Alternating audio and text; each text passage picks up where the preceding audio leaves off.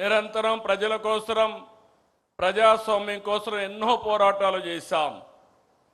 దాడులు, హింస, హత్యా రాజకీయాలు, అరెస్టులు, అక్రమ కేసులు, వేధింపులు జరిగిన ప్రజా పోరాటాలు ఆపలేదు. నర అంతకులు పీకలు కోస్తున్న పసుపు సైనికులు జెండా వదలలేదు. ఓసారి చూస్తే చంద్రయ్య మెడ మీద కత్తి పెట్టి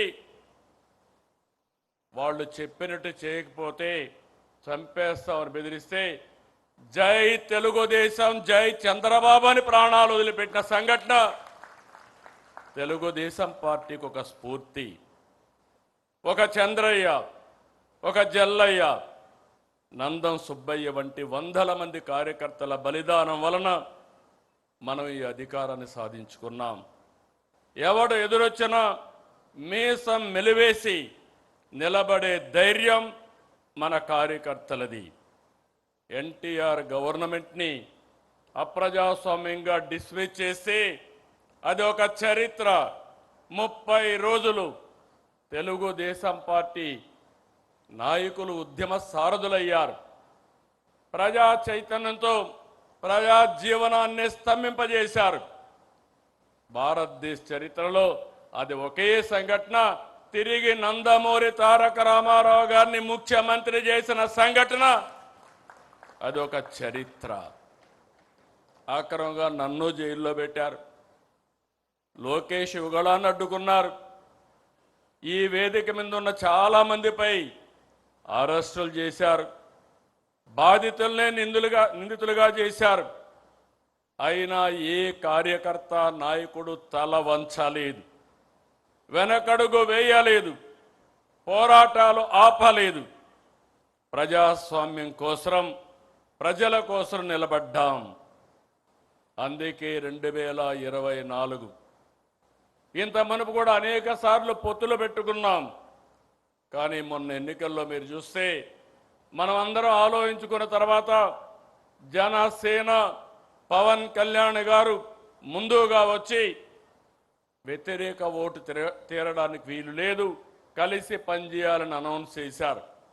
ఆ తర్వాత బీజేపీ కూడా ముందుకొచ్చి ఈ రాష్ట్ర పునర్నిర్మాణం జరగాలని 3 పార్టీలు కలిసి ఎన్డీఏ ఏర్పడ్డాం. మిత్రపక్షాలతో ఎన్నికలకు వెళ్ళాం. ప్రజలు ఆదరించారు, ఆశీర్వదించారు. పునర్నిర్మాణ బాధ్యత మనకు అప్పజెప్పారు. నేను చాలా ఎన్నికలు చూశాను.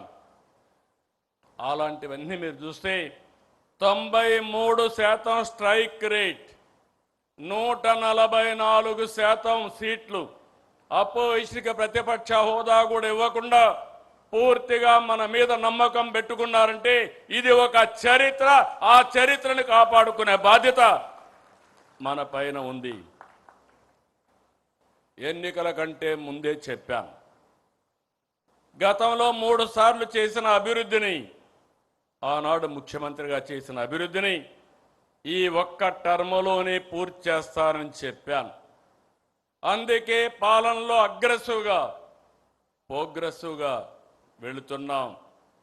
తెలుగుదేశం పార్టీ మూల సిద్ధాంతాలలో మహిళా సాధికారత ఉంది. నాటి నుంచి నేటి వరకు ఆడబిడ్డలకు ఆర్థిక గౌరవం, సామాజిక గౌరవం, రాజకీయ గౌరవం ఇచ్చింది తెలుగుదేశం పార్టీ.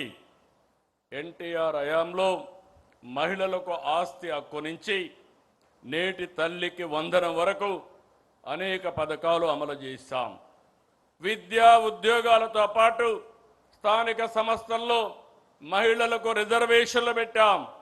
మళ్ళీ హామీ ఇస్తున్నా, ఈరోజు మహానాడుని మహిళలకు అంకితం చేశాం. చట్టసభల్లో మహిళలకు 33% రిజర్వేషన్లు సాధిస్తాం. కేంద్రంతో కలిసి పనిచేస్తాం. నరేంద్ర మోడీ గారి నాయకత్వంలో తప్పకుండా ఒక చరిత్ర తిరగరాస్తామని మరొక్కసారి ఆడబిడ్డలందరికీ విజ్ఞప్తి చేస్తున్నా.